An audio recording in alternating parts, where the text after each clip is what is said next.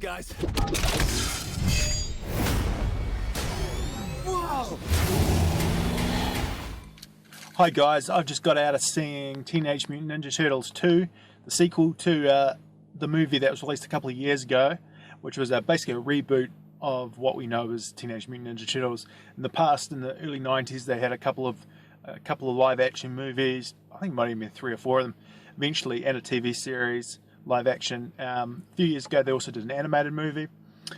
And actually, I really enjoyed it. I went in with low expectations. I thought, okay, I quite like the trailers. I saw some of the elements were really much what I liked from the 90s cartoon, which I grew up with, and I was quite invested into that cartoon at the time in the early 90s.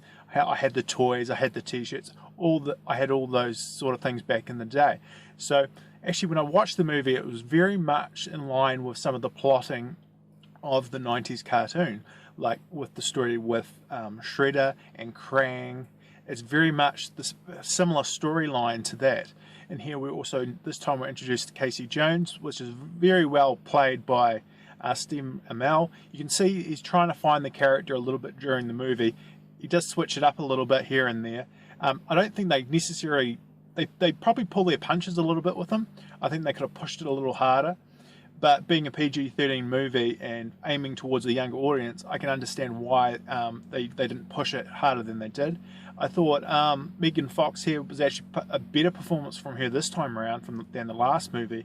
But again, they're trying, for some reason, and I can see why they're doing it, they always like to use her as the sex object and put her in a light which is probably quite degrading for women. That really sort of bugged me in a scene near the start. Otherwise, the film's very MacGuffin-y, plot driven. It's fairly simple in terms of its plot. Basically, the Shredder's escapes from prison. They've got to get something. He's got to go find something to put together so Krang can come out. It's very simple in terms of plot. Where they got it right was, I think, introducing Bebop and Rocksteady was really good. And it's surprising how much they're actually in the movie. They're in a hell of a lot more than I thought they would have been. And I thought it actually quite worked. Obviously, the feeling aesthetic of the movie is more cartoonish based, but I think it actually really works here. And the main complaint out of the last Teenage Mutant Ninja Turtles movie was there wasn't enough turtles. The best scenes were them interacting with each other. Here from the get-go, from the first scene, we're basically straight into the turtles, and there's a lot of it. And actually, there's a lot of heart there. There's a lot of they injected a lot of emotion into the characters and how they being brothers, but they don't necessarily agree with each other.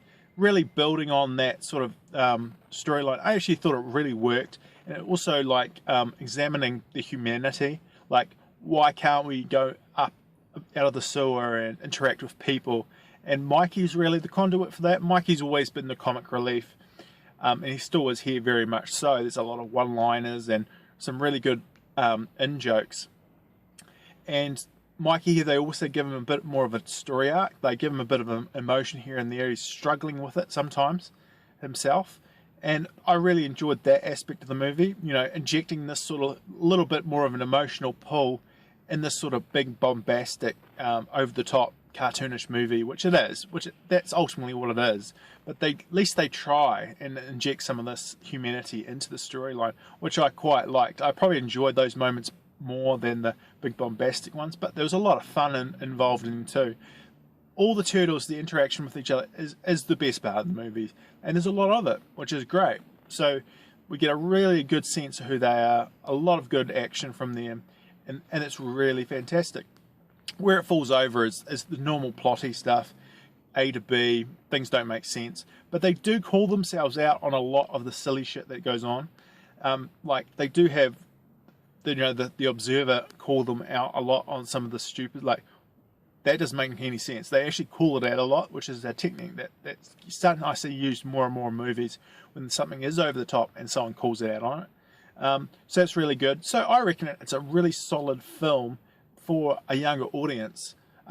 It's probably a lot of stuff there from my childhood and my nostalgia of the original 90s cartoon, which this is obviously pulling a lot from. I really enjoyed it. It's not the greatest, but it's not bad. It's a really good, just fun time. And I think anyone, like, it's a really safe film to take your kids to. There's probably enough in-jokes there for the adults as well. So, surprisingly, Teenage Mutant Ninja Turtles, really fun. And just a really enjoyable time. And you don't have to be too serious with it, but there are moments that are serious and give you a little bit more meat. So that's what are my thoughts on Teenage Mutant Ninja Turtles 2. My recommendation, if you've got kids, go see it. Take your kids to it. If you didn't grow up with the 90s Turtles, you probably won't. You'll probably just think it's a bit silly, but if you grew up, you'll know these characters, you know the storyline a bit, and you'll probably get into it. So that's my quick review on Teenage Mutant Ninja Turtles 2 Out of the Shadows. Thanks guys, and we'll catch you later. Cheers.